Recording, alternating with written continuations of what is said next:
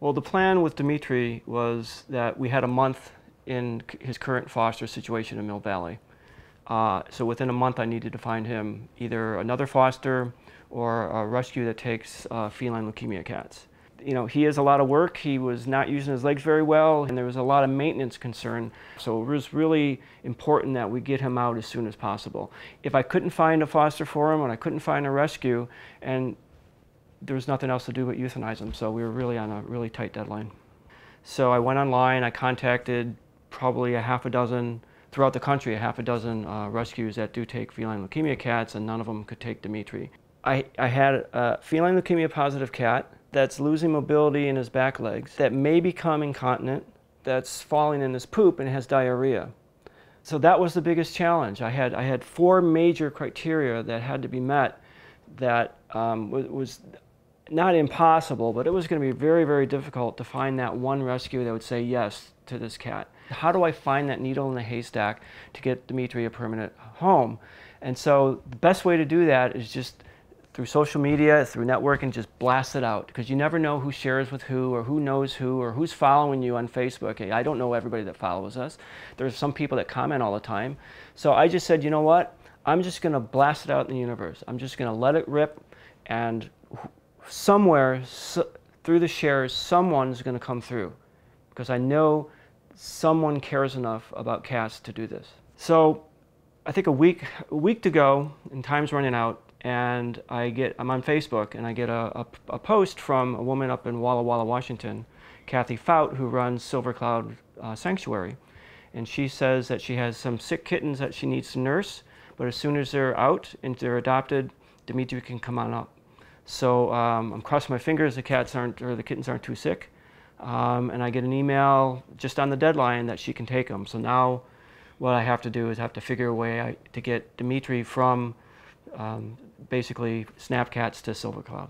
What I first did is reached out to Pilots and Paws, because I've used them a lot to bring cats up from Southern California. It's a great organization. Private pilots, if they're flying up to Santa Rosa from LA and they have room, they'll stick the cats or the dogs on the plane for no charge.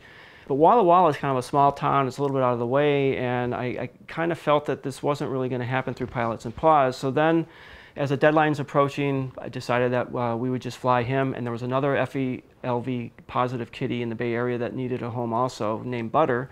So I decided we'd take Dmitri and Butter up together on Alaska Air, and we'll fly right into Walla Walla or somewhere close. I went on social media, especially Facebook, and I just blasted out that we needed to raise funds to cover our trip. Within about 4 days, we raised about half the money. And then I remembered that when we took Dmitri from San Francisco ACC, there was a very kind woman there that gave us a nice check. So with that check and what we raised online, we were able to cover cost of 2 airfares, there and back, hotel, food. So we didn't make any money, which is not what we want to do, but we didn't lose any money either, so none of the cats will suffer. I just had Rob, my video guy, and we were the 2 going up. We carried them with us in containers that fit the airline specifications, and we just placed them under the seat in front of us, just like you'd normal suitcase. We flew through Seattle. We had a 3-hour layover on the way there, so we had a nice lunch, and we fed the kitties and gave them water, and I got to work on the laptop while I was there, and learned of another cat that needed rescue on the trip. So I was networking the whole time I was in Seattle, and we got the kitty rescued. That's another story. And then we flew into Pasco. Okay. We're here, we're in Pasco. We're gonna go pick up a rental car from Hertz, little plug. And we're gonna drive about an hour to Walla Walla, and we should be there at about 6:30, 6:45, Silver Cloud, and the boys will be home. It's been a long trip today, but an hour left. All right, well, we're on our way from Pasco Airport to Walla Walla. Both boys are doing great. We got about another 45 minutes until we reach Silver Cloud, and then they meet their new home. I just heard from Kathy at Silver Cloud that she just painted the inside of their beautiful new room. They'll be in for a little while until they mingle with the other cats, so that'll be very nice for them, and I'm sure they can't wait to get out of their little carriers. Drove down an hour and went to Silver Cloud and met Kathy and saw her place, and it was It was what I expected. She was very honest about what she does there and how many cats she has and how clean it is, and I was impressed. She has a little outdoor area that the cats can go outside in, which is really nice. So I wasn't sure what to expect. When she told me how many cats she had, I think she had 48, and the size room, I was a little nervous because that's a lot of cats in that square footage. But once I got there and I saw how clean it was, and I saw the staff working, and I saw the cats and how happy and how healthy they were, I had no problem leaving Dmitri and Butter there, not one. What I like to do is contact the local animal control agency that's in charge of Walla Walla for the animals, because not only do they have their finger on the pulse of what's going on, but they can periodically check on rescues and sanctuaries without any advance notice to make sure that the animals are safe and everything just hasn't been cleaned up, for that one visit. So I talked to a woman up there, and she said, no, Kathy was very good about keeping her animals at a good level. The place was always clean, the animals were healthy, they always saw a vet. So that was kind of the homework I did before I went up there, but I still had to see the place, and I still had to feel comfortable. Sometimes you walk in a place, and even though it looks nice, the animals don't look comfortable, or there's something else going on. There's a lot of noise, there's a lot of static, but it just, I felt that Dmitri and Butter would have a really good life there, so I had no problem leaving them. And Dmitri and Butter are now officially part of the Silver Cloud Sanctuary. So it's Sunday morning. We left Dmitri and Butter at Silver Cloud Rescue, as you saw last night.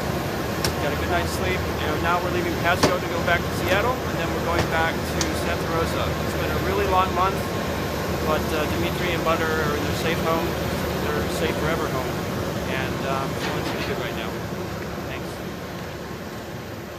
So, rescuing Dmitri for Snapcats was great because we're a little rescue known throughout Sonoma County. Now we were recognized in San Francisco, Los Angeles.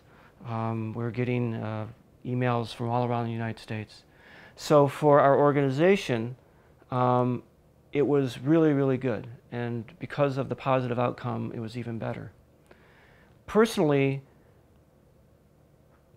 the whole experience, I grew as a rescuer. Now I go in with this experience, and I know that there is hope, and that every life can be saved. There's no doubt in my mind that if there's a cat out there and we can get to it, or it can get to us, we're going to be able to save it. And I don't think I realized that until after the Dmitri experience. I had a cat that almost died from being mauled by a dog, who had mobility issues in his back legs, who was supposedly feral, who was going to be euthanized by the shelter in 2 days, who was probably going to be incontinent, who wasn't eating, who probably had neurological problems, and was feline leukemia positive. And we rescued him. Now, if we can do that, if we can rescue a cat that has all that going against it, there isn't a cat out there that we can't rescue.